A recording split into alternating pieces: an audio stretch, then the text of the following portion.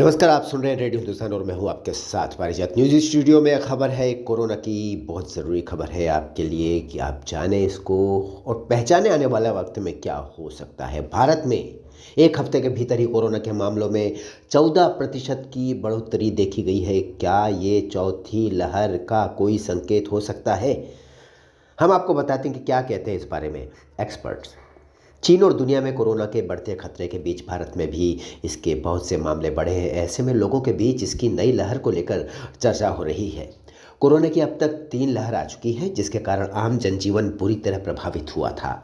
ऐसे में चीन और दुनिया में एक बार फिर कोरोना अपने नए वेरिएंट के साथ अपने पैर पसार रहा है। भारत में भी पिछले एक हफ्ते में कोरोना के मामलों में 14% से अधिक का इजाफा देखा गया है। बहुत महत्वपूर्ण बात है ये जानना। इसको देखते हुए एक बार फिर 3 लहर के बाद कोरोना की चौथी लहर की शुरुआत को लेकर बहुत सारे कयास लगाए जा रहे हैं। स्वास्थ्य मंत्रालय कहता है कि अगर आंकड़ों पर गौर करें तो मामला थोड़ा सा चिंताजनक तो है ही। जी हाँ, हम बात करते हैं स्वास्थ्य मंत्रालय के ही आंकड़ों की। 13 से 19 दिसंबर के बीच में यानी लगभग 6 दिन पूरे देश में कोरोना के 1104 मामले सामने आए, लगभग 1000 मामले। इसके अगले ही हफ्ते यानी 20 से 26 दिसंबर के बीच ये मामले कितने हो गए? 1260। बढ़ोतरी बहुत ज़्यादा नहीं हुई। पिछली बार 1000, दूसरी बार लगभग 1500। पिछले 2 हफ्तों में हो चुकी है कितनी मौतें? यह भी एक सवाल है, इसका भी जवाब है। आंकड़े बताते हैं कि 13 से 19 दिसंबर के बीच कोरोना से मरने वालों की संख्या 15 थी। अगले हफ्ते यानी 20 से 26 दिसंबर के बीच कोरोना से मरने वालों की संख्या कितनी हुई? 19। डरावना तो नहीं है, लेकिन ये बताता है, आंकड़े बताते हैं कि थोड़ा सा बढ़ रहा है मामला कोरोना का। मरने वालों के आंकड़े में केरल में हुई कुछ पुरानी मौतों को भी शामिल किया गया है, यानी कि 19 नहीं माना जाएगा। जो दूसरे हफ्ते का जो आंकड़ा है मौत का, वो भी 15 के आसपास ही होना चाहिए। कि पिछले हफ्ते भी, उसके एक हफ्ते पहले भी 15 मौतें एक हफ्ते में कोरोना से होने वाली मौतें दर्ज की गई थी। केरल में 22 दिसंबर को 9 डेथ्स हुई थी, 9 मौतें हुई थी। इनमें 6 मौतें इस तारीख से पहले हो चुकी थी।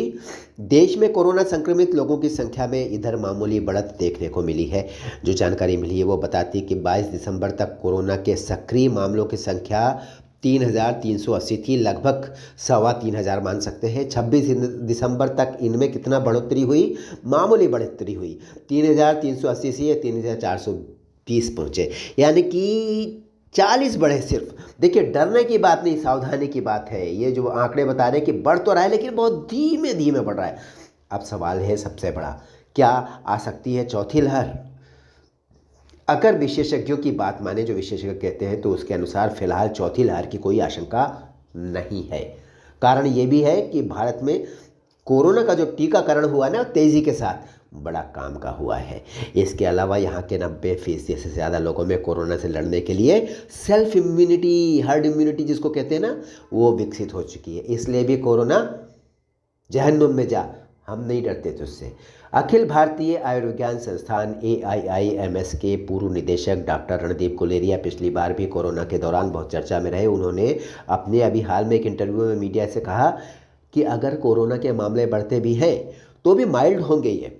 इसकी वजह से लोगों को शायद ही अस्पताल में भर्ती होना पड़े।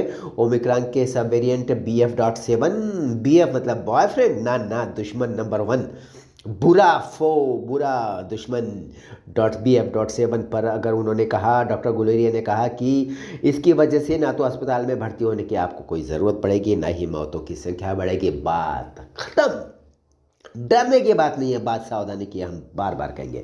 डॉक्टर गुलेरिया कहते हैं कि हमारी इम्यूनिटी यानी हिंदुस्तानियों की इम्यूनिटी बहुत अधिक हो गई है BF.7 को लेकर किसी तरह के खतरे पर। उनका कहना है कि ये भारत में जुलाई में आ गया था, यानी 6 महीने पहले आ गया था, लेकिन इससे किसी तरह का कोई खास नुकसान नहीं हुआ है।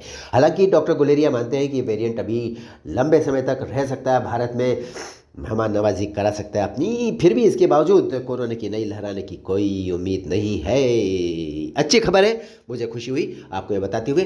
करते रहिए काम, सुनते रहिए रेडियो हिंदुस्तान और बोलते रहिए जय श्री राम। पानी बचाइए, सबको सिखाइए, पेड़ लगाइए, सबको सिखाइए। राम राम।